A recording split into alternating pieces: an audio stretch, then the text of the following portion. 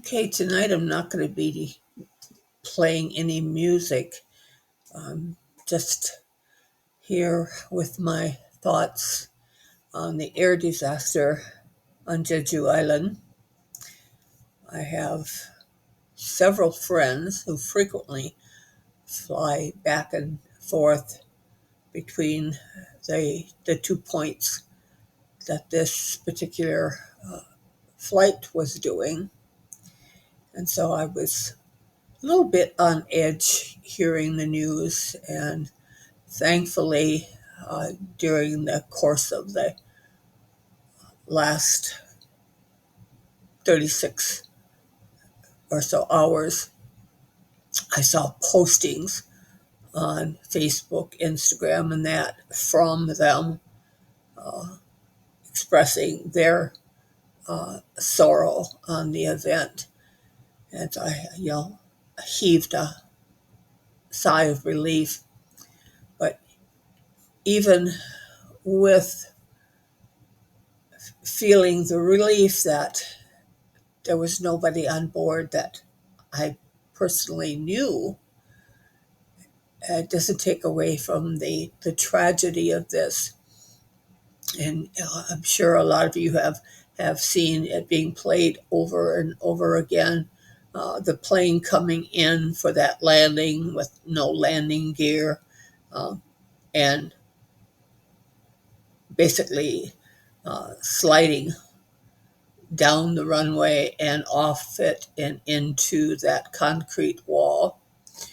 And I've heard a lot of experts talking about that concrete wall and questioning why it was there. Not so much they knew what the purpose of it was, but why it was constructed the way it was. That most airports have it with material that would give upon the impact of a plane coming in at a speed, rather than it being a plane hitting it and exploding. And a lot of theories going on. They did get the one report on there that there had been a bird strike and the plane did the go around. But as far as the landing gear and that, I listened to one pilot. He was talking about basically with those engine problems and that the pilot may have had to resort to the type of landing that would be done if it was a glider. And when you are doing it with a glider, you don't want that extra drag that you would get with the landing gear and the flaps and so forth, so that might explain that. But I'm sure they will do the investigation.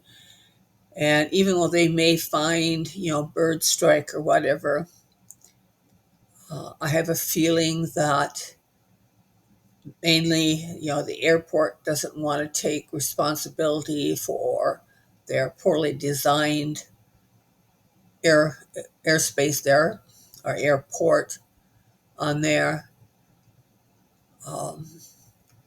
That a large percentage of the fault is going to be listed as pilot error, that he could have done something different. None of them were in that cockpit with him, but it's the easy